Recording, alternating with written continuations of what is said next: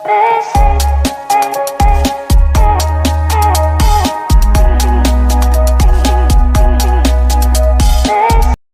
Tom and Jerry's, welcome to Priya Pittu YouTube channel. ಎಲ್ಲರೂ ಸೌಖ್ಯವಾ? ನಾನಿವತ್ತು ನಮ್ಮ ಪುರಾತನ ಅಡುಗೆ ಆಗಿರೋ ಮೊಳಕೆ ಹುರುಳಿಕಾಳು ಉದ್ಕ ಮುದ್ದೆ ಮಾಡ್ತಿದ್ದೀನಿ. ಹುರುಳಿಕಾಳು ಹೆಲ್ತಿಗೆ ತುಂಬ ಒಳ್ಳೆಯದು, ವೆಯ್ಟ್ ಲಾಸಿಗೂ ಕೂಡ. ಹಾಗಾದರೆ ಯಾಕೆ ತಡ, ಬನ್ನಿ ಹೇಗೆ ಮಾಡೋದು ಅಂತ ನೋಡೋಣವಾ? ಮೊದಲಿಗೆ ನೆನೆಸಿ ಮೊಳಕೆ ಬಂದಿರೋ ಹುರುಳಿಕಾಳು ತೊಗೊಂಡಿದ್ದೀನಿ. ಅದನ್ನು ಚೆನ್ನಾಗಿ 2 ಸಲ ವಾಶ್ ಮಾಡಿ ಇಟ್ಕೊಂಡಿದ್ದೀನಿ.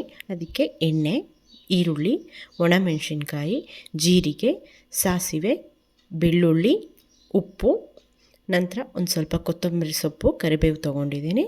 ಮತ್ತು ಮುದ್ದೆಗೆ ರಾಗಿ ಹಿಟ್ಟು. ಈ ಎಲ್ಲ ಇಂಗ್ರೀಡಿಯೆಂಟ್ಸ್ ಯೂಸ್ ಮಾಡಿಬಿಟ್ಟು ಟೇಸ್ಟಿಯಾಗಿ ಮಾಡೋಣ ಬನ್ನಿ. ಮೊದಲಿಗೆ ಒಂದು ಪಾತ್ರೆ ಇಟ್ಕೊಳ್ಳಿ. ಅದಕ್ಕೆ 1.5 ಚಮಚ ನೀರು ಹಾಕ್ಕೊಳ್ತಾ ಇದ್ದೀನಿ. ಇದೇ ನೀರಿಗೆ ನಾವು ಮೊಳಕೆ ಕಟ್ಟಿರೋ ಕಾಳಿದೆಯಲ್ಲ ಅದನ್ನು ಹಾಕ್ಕೊಳ್ತಾ ಇದ್ದೀನಿ. ಪೂರ್ತಿ ಹಾಕ್ಕೊಂಡು ಇದು ಚೆನ್ನಾಗಿ ಕುದಿಬೇಕು, ಆಮೇಲೆ ಬೇಯಬೇಕು. ಹಾಗಾಗಿ ಇದೊಂದು ಟೈಮ್ ಹಿಡಿಯುತ್ತೆ. ಸೊ ಇದಕ್ಕೆ ನಾವು ಇಲ್ಲಿ 3 ಸ್ಟೆಪ್ಪಲ್ಲಿ ಉಪ್ಪು ಹಾಕ್ಕೊಳ್ತೀವಿ. ಹಾಗಾಗಿ ಸ್ವಲ್ಪ ಉಪ್ಪು ಹಾಕ್ಕೊಂಡು ಮುಚ್ಚಿಟ್ಬಿಟ್ಟು ಬೇಯಕ್ಕಿಟ್ಬಿಡಿ.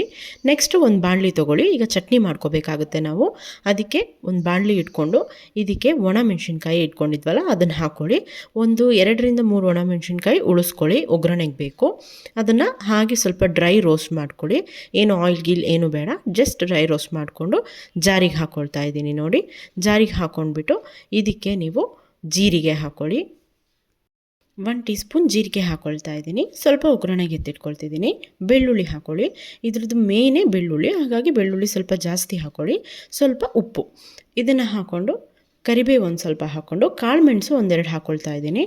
ಹಾಕಿ ನೀರು ಹಾಕಿ ಚೆನ್ನಾಗಿ ನುಣ್ಣಗೆ ಗ್ರೈಂಡ್ ಮಾಡ್ಕೊಳ್ಳಿ. ನೋಡಿ, ಚಟ್ನಿ ರೆಡಿಯಾಗಿದೆ, ಘಮ್ ಅಂತ ಇದೆ.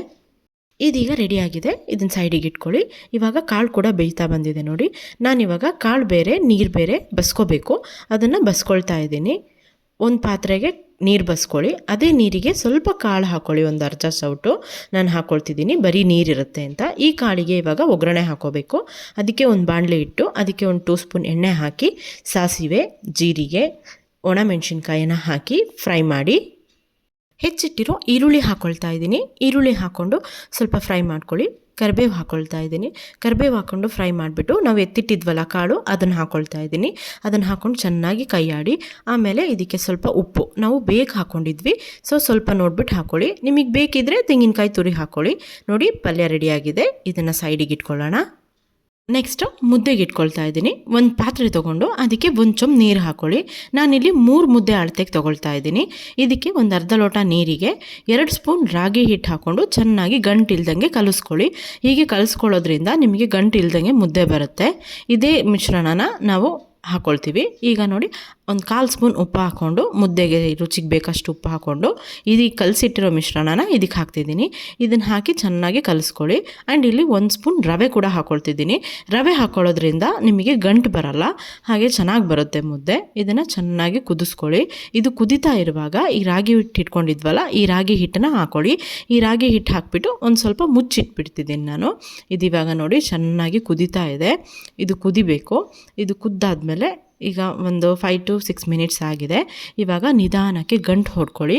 ಗಂಟು ಹೊಡ್ಕೊಂಡು ಕೈ ಬಿಡದೆ ತಿರುಗಿಸಿದ್ರೆ ನಿಮಗೆ ಮುದ್ದೆ ರೆಡಿ ಆಗುತ್ತೆ. ಈ ಟೈಮಲ್ಲಿ ನೀವು ಕೈ ಬಿಡದೆ ತಿರುಗಿಸ್ಬೇಕು. ಇದೇ ಇದ್ರದ್ದು ಟೆಕ್ನಿಕ್ಕು. ನನಗೂ ಕೂಡ ಮುಂಚೆ ಬರ್ತಾ ಇರಲಿಲ್ಲ ಮುದ್ದೆ ಮಾಡೋಕ್ಕೆ, ಇವಾಗ ಆರಾಮ್ಸೆ ಮಾಡ್ತೀನಿ. ಹೀಗೆ ನೀವು ಈ ಮೆಥಡ್ನ ಕರೆಕ್ಟಾಗಿ ಫಾಲೋ ಮಾಡಿದರೆ ನಿಮಗೆ ಮುದ್ದೆ ತುಂಬ ಚೆನ್ನಾಗಿ ಬರುತ್ತೆ. ಇವಾಗ ನೋಡಿ, ಕಲಿಸ್ಕೊಂಡು ನನ್ನ ಹತ್ರ ಬೌಲ್ ಇದೆ, ನಾನು ಬೌಲಲ್ಲೇ ಮಾಡ್ಕೊಳ್ಳೋದು, ಹಾಗೆ ನಾನು ಬೌಲಲ್ಲಿ ಮಾಡ್ಕೊಳ್ತಾ ಇದ್ದೀನಿ. ನೋಡಿ, ಮುದ್ದೆ ಚೆನ್ನಾಗಿ ರೆಡಿಯಾಗಿದೆ, ಸ್ಮೂತ್ ಆಗಿದೆ. ನಾನು 2 3 ಮುದ್ದೆ ಮಾಡ್ಕೊಳ್ತಾ ಇದ್ದೀನಿ ಇದರಲ್ಲಿ. ಮೈಸೂರು ಮಂಡ್ಯದಲ್ಲಿ ಇದನ್ನು ಉಪ್ಸಾರು ಅಂತಲೂ ಹೇಳ್ತಾರೆ. ಉಪ್ಸಾರಿಗೂ ಉದ್ಕ ಮುದ್ದೆಗೂ ನನಗೇನು ದೊಡ್ಡ ಡಿಫ್ರೆನ್ಸ್ ಅನಿಸ್ಲಿಲ್ಲ. ಇವಾಗ ಊಟ ರೆಡಿಯಾಗಿದೆ, ಟೇಸ್ಟ್ ಮಾಡೋಣವಾ? ಮೊದಲಿಗೆ ಚಟ್ನಿ ತೊಗೊಂಡು ಸಾರಲ್ಲಿ ಕಲಸಿ ಮುದ್ದೆ ತೊಗೊಂಡು ಉರುಳುಳಿಸ್ಕೊಂಡು ನುಂಗ್ತಾ ಇರೋದೆ. ಟೇಸ್ಟ್ ಮಾತ್ರ ಸೂಪರ್. ಕಾಳು ಕೂಡ ಸೂಪರಾಗಿ ಬೆಂದಿದೆ. ಸಖತ್ತಾಗಿದೆ ಫ್ರೆಂಡ್ಸ್ ಟೇಸ್ಟ್. ನೀವು ಯಾರೆಲ್ಲ ಟ್ರೈ ಮಾಡಿಲ್ಲ, ಒಂದ್ಸಲ ಟ್ರೈ ಮಾಡಿಬಿಟ್ಟು ನಿಮ್ಮ ಮನೆಯವ್ರಿಗೆಲ್ಲ ತಿನ್ನಿಸಿ. ಯಾರು ಇನ್ನೂ ನನ್ನ ಚಾನಲ್ ಸಬ್ಸ್ಕ್ರೈಬ್ ಮಾಡಿಲ್ವೋ ಅವರೆಲ್ಲ ಸಬ್ಸ್ಕ್ರೈಬ್ ಮಾಡಿ, ಲೈಕ್ ಮಾಡಿ, ಶೇರ್ ಮಾಡಿ, ಕಮೆಂಟ್ ಮಾಡಿ.